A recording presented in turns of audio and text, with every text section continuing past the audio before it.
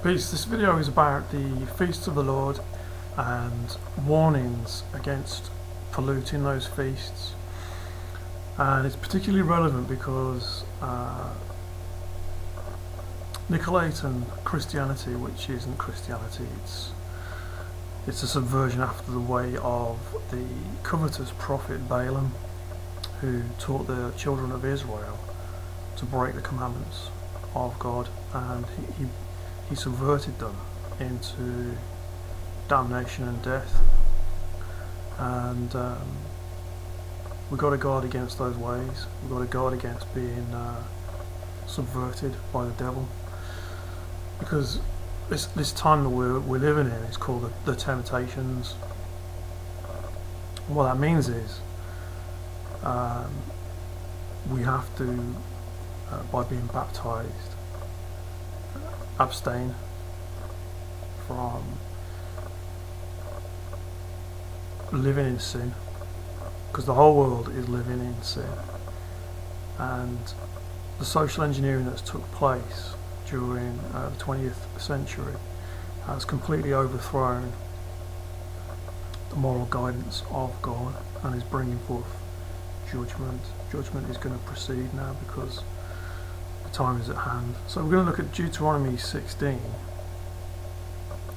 and in the chapter God sets up 3 observances with feasts. The first one is called Passover, which is the observance of when the Lord God brought them out of Egypt.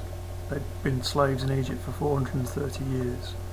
He brings them out, and at the evening time, and what they do is they sacrifice a lamb and eat it with haste, and then they leave Egypt. And this is on the 14th of what is then called the first month of the Hebrew calendar, which is Abib. And on the 15th is the feast of unleavened bread. So when they're out of Egypt, they carry this unleavened bread with them to eat. So they are commanded to keep this feast. They eat Passover lamb, and then during that week they eat unleavened bread. Now the next feast is called the Feast of Weeks, and it's described in the 9th verse as when you put the sickle to the corn, you number 7 weeks after you first put the sickle in the corn. So that's why it's called the Feast of Weeks. So it's like the first fruits of the harvest. That's feast number 2. The third feast is called the Feast of Tabernacles. The Feast of Tabernacles is at the final ingathering of harvest, the full harvest of the corn and wine.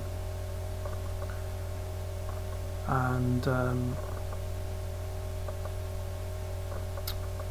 there's only 3 feasts. Okay. Now,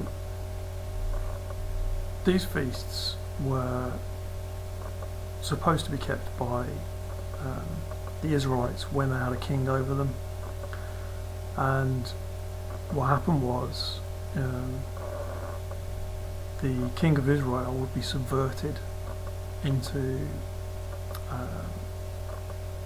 worshipping the devils of the heathen.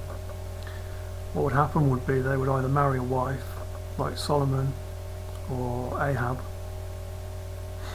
and the woman would subvert the king into the practice of that heathen woman. That's why the Lord God said, don't take wives of the heathen, because they will turn your heart away from the Lord. And that's exactly what happened with Solomon and Ahab.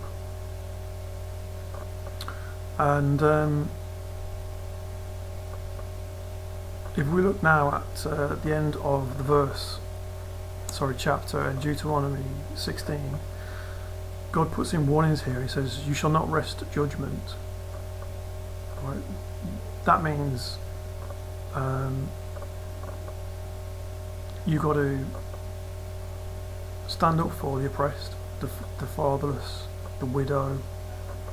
You've got to not oppress those people in the Holy Land, which they did. They did oppress them. And here it says you shall not respect persons. What that means is it's like somebody who's wealthy or famous. You shouldn't respect one person over another. You shouldn't respect a rich person over a poor person. Yeah. Neither take a gift, for a gift blinds the eyes of the wise. So when we look at the heathen feasts, like Christmas, which is the winter solstice, which is the birthday of the sun god under his different names, such as Sol, Baal, etc. It's the giving of gifts. That's what it is. It's the covetousness and the greed of the heathen with the drunkenness, etc. It's absolutely nothing to do with God. We've just read God's feasts. There's 3 feasts. There's no winter feast in there. 2 of them are harvest feasts. One of them's about the Exodus from Egypt. Right? Christmas is a damned lie. People who are involved in Christmas are generally either atheists, people who couldn't care less, and have rejected the salvation of Jesus Christ, who is the King of Israel. These are the true Jews, not the fake headbangers that occupy the captive daughter of Zion. Okay. So the giving of gifts, don't take a gift, it blinds the eyes of the wise. Okay, it's like flattery. You're given a gift to gain whatever, in some cases, gain some kind of advantage with that person. So don't accept gifts. And also the Lord goes on to say here, you shall not plant a grove of any trees near the altar of the Lord. So don't have any trees around the altar of God. So if there's any feasting going on with the feast of the Passover and the 2 harvest feasts, the feasts of weeks and the feasts of the ingathering, the tabernacles, don't have any trees anywhere near, no groves. All the way through the Old Testament, they were setting up groves, which is tree worship. Right, graven images, tree worship. Christmas is obviously tree worship.